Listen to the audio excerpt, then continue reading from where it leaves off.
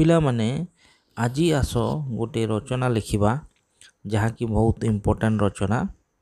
ସବୁ ଶ୍ରେଣୀର ପିଲାମାନଙ୍କ ପାଇଁ ଏହା ପ୍ରଯୁଜ୍ୟ ଅଟେ। ତାହା ହେଲା ପରିବେଶ ସୁରକ୍ଷା। ତ ଲେଖିବ, ଉପକ୍ରମ ପ୍ରଥମେ ଆରମ୍ଭ କରିବ ଯେ ଆମ ଚତୁଃପାର୍ଶ୍ୱରେ ଥିବା ପ୍ରକୃତି ତଥା ଆମ ଉପରେ ପ୍ରଭାବ ପକାଉଥିବା ବିଭିନ୍ନ ଜିନିଷକୁ ପରିବେଶ କୁହାଯାଏ। ଏହି ପରିବେଶରେ ପ୍ରାଣୀ, ଉଦ୍ଭିଦ, ବାୟୁ, ଜଳ, ମୃତ୍ତିକା ଆଦି ଗୋଟିଏ ଗୋଟିଏ ଉପାଦାନ। ଏହି ଉପାଦାନ ଗୁଡ଼ିକ ପରସ୍ପର ଉପରେ ପ୍ରଭାବ ବିସ୍ତାର କରିଥାଏ।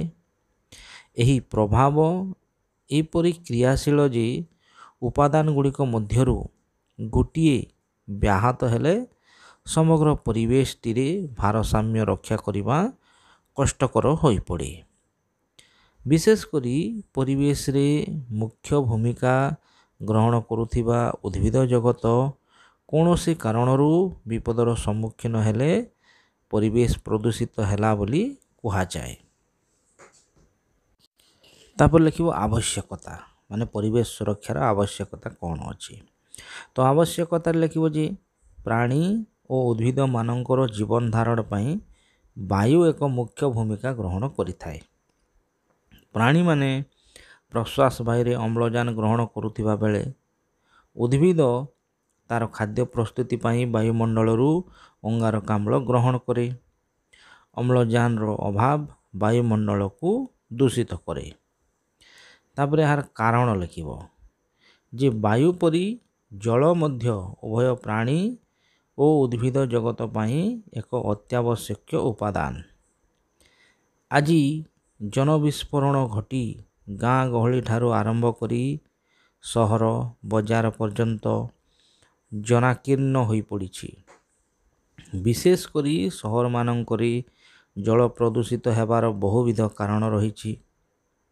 ଭୂମିତଳ ଜଳସ୍ତର କମିଯିବା ଫଳରେ ବହୁ ବଡ଼ ବଡ଼ ସହରମାନଙ୍କରେ ନିକଟସ୍ଥ ନଦୀମାନଙ୍କରୁ ଜଳ ସଂଗ୍ରହ କରାଯାଇ ଓ ବିଶୋଧିତ ହୋଇ ସହରାଞ୍ଚଳ ଲୋକମାନଙ୍କୁ ଯୋଗାଇ ଦିଆଯାଏ। ସହରମାନଙ୍କରେ ଥିବା କଳକାରଖାନାରୁ ନିର୍ଗତ ଦୂଷିତ ପଦାର୍ଥ ଗୁଡ଼ିକୁ ନଦୀମାନଙ୍କୁ ଛାଡ଼ି ଦିଆଯାଏ, ଯାହାକି ନଦୀ ଜଳକୁ ଦୂଷିତ କରେ। ଏହା ଛଡ଼ା ପ୍ରାଣୀମାନଙ୍କର ମଳମୂତ୍ର ଆଦି ଧୋଇ ହୋଇ ନଦୀ ଜଳରେ ମିଶିବା ଫଳରେ ତାହା ଦୂଷିତ ହୁଏ। ଶେଷରେ ଉପସଂହାର ଲେଖିବ ଯେ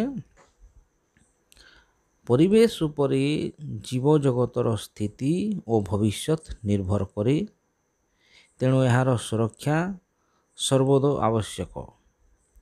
ଏଥିପାଇଁ ସରକାର ବିଭିନ୍ନ ଆଇନ କାନୁନ ପ୍ରଣୟନ କରିଥିଲେ ମଧ୍ୟ ବାସ୍ତବରେ ଏହାର କୌଣସି କାର୍ଯ୍ୟକାରିତା ପରିଲକ୍ଷିତ ହେଉନାହିଁ। ପରିବେଶ ସୁରକ୍ଷା ଦିଗରେ ଯତ୍ନଶୀଳ ନହେଲେ ମାନବ ସମାଜ ଧ୍ୱଂସ ପଥକୁ ଆଗେଇଯିବ। ଏହା ସମସ୍ତେ ହୃଦୟଙ୍ଗମ କରି ଏ ଦିଗରେ ବ୍ରତୀ ହେବା ଆଜିର ଆହ୍ୱାନ। ଏହିପରି ଭାବରେ ରଚନା ଲେଖିବ। ଧନ୍ୟବାଦ।